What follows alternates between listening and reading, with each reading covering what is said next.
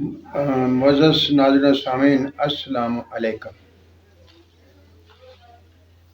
یہ آج والی ویڈیو جو ہے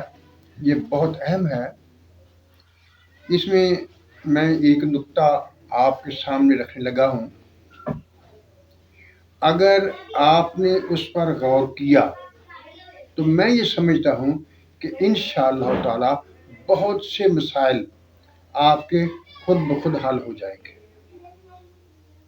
یہ آج کل لوگ ایسے مسائل پیدا کرتے ہیں، ایسے نکات لے کر آتے ہیں جن کا کوئی سر پیر نہیں ہوتا، اور وہ انسانی ذہنوں کو شبہات میں مبتلا کر دیتے ہیں۔ اس کے لیے ضروری یہ ہے کہ ہم خود قرآن شریف سے چمٹ جائیں، قرآن شریف سے اپنا رشتہ جوڑ لیں اور ان نکات کو سمجھیں تاکہ کوئی اور ہمیں دھوکہ نہ دے سکے۔ سب سے بڑا دھوکہ جو دیا جاتا ہے وہ توحید کے نام پر دیا جاتا ہے۔ آئیے میں آپ کے سامنے نقطہ رکھتا ہوں، آپ اس پر غور و فکر کریں گے تو انشاءاللہ تعالی یہ مسئلہ بھی بالکل حل ہو جائے گا۔ سورۃ النساء میں آیت نمبر 59 قرآن شریف میں اللہ تعالیٰ نے فرمایا ہے، یا ایھا الذین آمنوا اطیعوا اللہ و اطیعوا الرسول و اولی الامر منکم، اے ایمان والو اطاعت کرو اللہ کی اور اللہ کے رسول کی، اور جو تم میں سے حاکم ہو، صاحب امر ہو۔ واضح اس کا مطلب ہے کہ اللہ تعالیٰ نے جو قرآن شریف جو احکام حضور صلی اللہ علیہ وسلم نازل کیے ہیں ان احکام پر عمل کرنا ہے،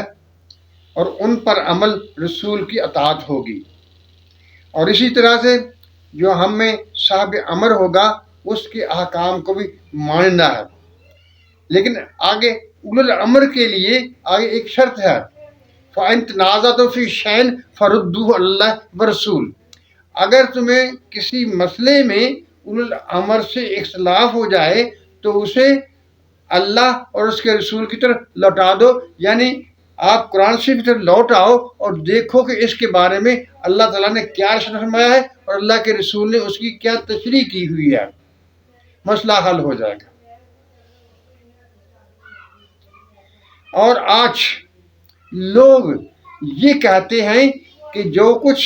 اللہ تعالیٰ کہتا ہے وہی ٹھیک ہے، لیکن اسی صورت کی ایک اور آیت مبارکہ، اس آیت مبارکہ کا نمبر ہے 80 یعنی 80، اس میں اللہ تعالیٰ نے ارشاد فرمایا ہے، میں یطع رسول فقط اطاع اللہ، جس نے رسول کی اطاعت کی اس نے اللہ کی اطاعت کی،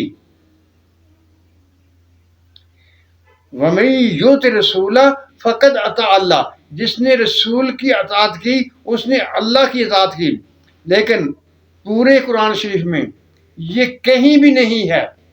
مَن یُطِعِ اللَّهَ فَقَدْ أَطَاعَ الرَّسُولَ، جس نے اللہ کی اطاعت کی اس نے رسول کی اطاعت کی، یہ پورے قرآن شریف میں نہیں ہے۔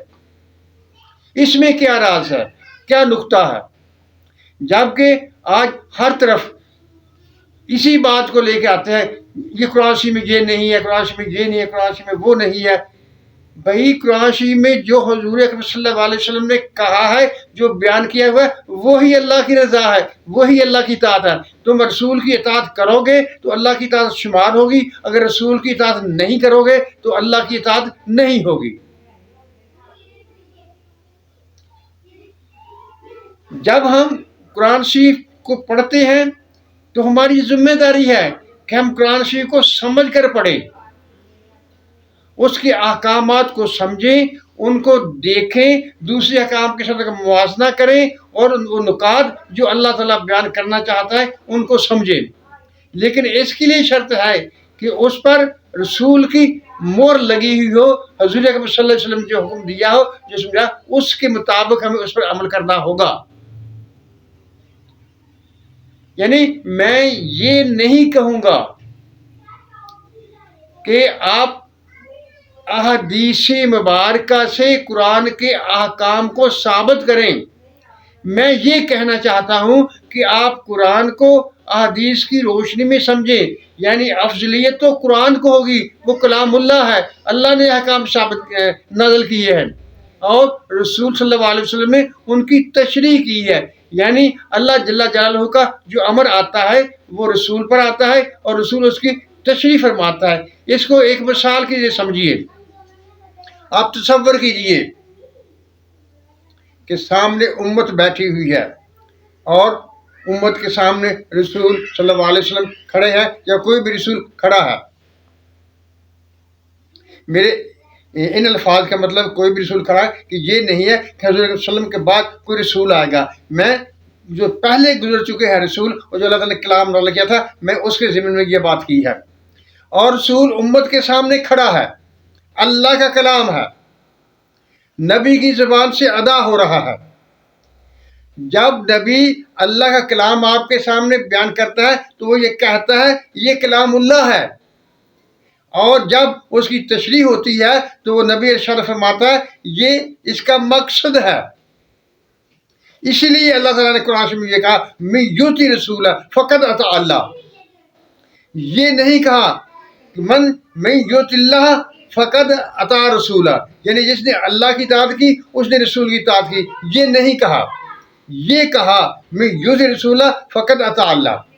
کیوں؟ امت اور اللہ کے درمیان رسول کی ہستی موجود ہے، اور جو سمجھ رسول کی ہے وہ امت میں سے کسی کو حاصل نہیں ہو سکتی۔ جس طرح سے اللہ نے قرآن شریف میں ارشاد فرمایا ہوا ہے کہ میں نے قرآن کو اپنے علم کے مطابق نازل کیا ہوا ہے اور اس میں کوئی غلطی نہیں ہے، اگر یہ اللہ کے علاوہ کسی اور کی طرف سے ہوتا تو اس میں بہت سارا اختلاف ہوتا۔ ایک یہ بات کہ ہم نے اس میں یہ دیکھنا ہے کہ اس میں کوئی بھی بات ایک دوسری بات کے مخالف نہیں ہے، لیکن جب ہمیں عام ظاہری نظر میں دیکھتے ہیں تو ہمیں بہت سی باتیں ایسی نظر آتی ہیں کہ جو ہمیں ظاہری طور پر ایک دوسرے کے مخالف لگتی ہیں، لیکن یہی تو بات ہے وہ جس کو ہم نے سمجھنا ہے کہ قرآن میں اختلاف نہیں ہے۔ جب قرآن میں اختلاف نہیں ہے تو ہم ان باتوں کو منتخب کریں گے، ان کے مقامات کو جانچیں گے اور ان کی دیکھیں گے کہ وہ کس طرح آپس میں منطبق ہوتی ہیں۔ اگر وہ منتخب نہیں ہوتی ہیں ہم سے تو ہم غلط ہیں۔ قرآن کا دعویٰ ہے کہ اس میں اختلاف نہیں ہے، اور تا قیامت جو لوگ آتے رہیں گے اپنے اپنے ماحول اپنے انسانی ترقی کے باوجود اس میں کوشش کرتے رہیں گے اور اس کے نئے نئے پہلو دریافت کرتے رہیں گے، لیکن ان میں اختلاف نہیں ہوگا۔ اگر کوئی ایسی بات کہے گا جس کا قرآن مجید میں کوئی اور جگہ سے اس کی مخالفت ثابت ہوتی ہو، اس کے خلاف بات ہو، تو وہ بات صحیح نہیں ہے۔ اس کے لیے ضروری تھا کہ کوئی ایسا مرکز ہوتا جو ہمیں یہ بات بتاتا کہ اس کا حل کیا ہے، جو مقام رسول ہے۔ حضور اکرم صلی اللہ علیہ وسلم نے جو صحابہ کرام کو بتایا اور ہم تک پہنچا وہی قرآن کی منشا ہے، لیکن میں دیکھتا ہوں کہ آج کل سوشل میڈیا پر بہت سے لوگ ایسے آگے ہیں جو نئی انداز میں باتیں کرتے ہیں اور نئی چیزیں بیان کرنے کی کوشش کرتے ہیں۔ یہ بات یاد رکھ لیجئے اور اس پر اپنا ایمان قائم کر لیجئے کہ جو رسول کہے گا وہی بات حق سچ ہوگی، لیکن ایک مسئلہ ہے، اسماء الرجال کہ محققین نے بہت محنت کی، ان کی محنت پر کوئی شک نہیں ہے، انہوں نے جتنی انسانی بس میں تھا وہ کوشش کی، محنت کی، لیکن ایک چیز کو ہمیشہ زیر نظر رکھنا ہے۔ وہ کیا بات؟ احادیث مبارکہ اکثر حضور اکرم صلی اللہ علیہ وسلم کی اس جہان فانی سے رحلت کے بعد لکھی گئیں اور ایک لمبا عرصہ گزرا۔ امام بخاری نے تقریباً 200-250 سال بعد لکھی، اسی طرح امام مسلم نے، اور امام مالک جو ہیں وہ سب سے پہلے ہیں، وہ مدینہ کے رہنے والے ہیں اور انہوں نے سب سے پہلے وہ لکھا، لیکن زیادہ تر احادیث جو ہیں وہ مسلم اور بخاری میں ملتی ہیں اور اس پر اعتبار کیا جاتا ہے، لیکن ان کا کافی عرصہ بعد وہ لکھی گئی۔ میرے خیال میں اس عرصے میں 100 سال کے عرصے میں تو کوئی صحابی باقی نہیں بچا، سارے اللہ کو پیارے ہو گئے. کوئی 110 سال کہتے ہیں، کوئی 100 سال کہتے ہیں، یعنی اور اگر 200 سال کا عرصہ لیا جائے تو اس میں جو ہے تابعی بھی نہیں رہ گئے، تبا تابعی بھی نہیں ہے. اور اب جو سندیں آپ سے ملائی جاتی ہیں ان پر تھوڑا سا ترد کیا جا سکتا ہے. اور یا جو کسی صحابی کے بارے میں یا تابعی کے بارے میں دوسرا شخص بیان دے رہا ہوتا ہے کہ یہ ضعیف تھا، یہ سے بھول جانے کی وجہ تھی. اگرچہ لوگوں نے کوشش کی، بہت زیادہ کوشش کی، لیکن کسی ایک کے کہنے پر کسی کو اس طرح سے جھٹلایا نہیں جا سکتا جب تک کہ اس کی شہادت موصول نہ ہو جائے. معزز ناظرین سامعین، میں جو کہنا چاہتا تھا وہ یہ بات ہے کہ جب تک ہم رسول کے مقام کو نہیں سمجھیں گے اور رسول کی اطاعت نہیں کریں گے تو اللہ تعالیٰ کی اطاعت نہیں ہو سکتی. کیونکہ رسول نے ہی ہمیں یہ بتانا ہے، حضور اکرم نے ہمیں یہ بتانا ہے کہ رب کی منشا کیا ہے اور اس کا مقصد کیا ہے. صحابہ کرام جو اگرچہ اہل زبان تھے لیکن وہ ہر چیز کو سمجھنے کے حضور اکرم صلی اللہ علیہ وسلم سے رجوع کیا کرتے تھے اور اپنی طرف سے کوئی بات نہیں کہتے تھے. معزز ناظرین سامعین، توحید کی آڑ میں مقام رسالت کو گرانا، مقام رسالت کو کم کرنا، یہ نہایت ہی نقصان دہ ہے، یہ دین کو بگاڑنے کے مترادف ہے. حضور اکرم صلی اللہ علیہ وسلم کا وہ مقام ہے کہ جو حضور اکرم صلی اللہ علیہ وسلم کی زبان سے نکل گیا وہی حق ہے اور وہی سچ ہے. اس میں ترد کرنے والا یا شک جاننے والا مسلمان ہو ہی نہیں سکتا. معزز ناظرین سامعین، اللہ تعالی ہم سب پر رحمتوں کی بارش کرے، ہمیں سچ بولنے، سچ سننے اور سچ پر قائم رہنے کی توفیق عطا فرمائے. آمین. اللہ حافظ.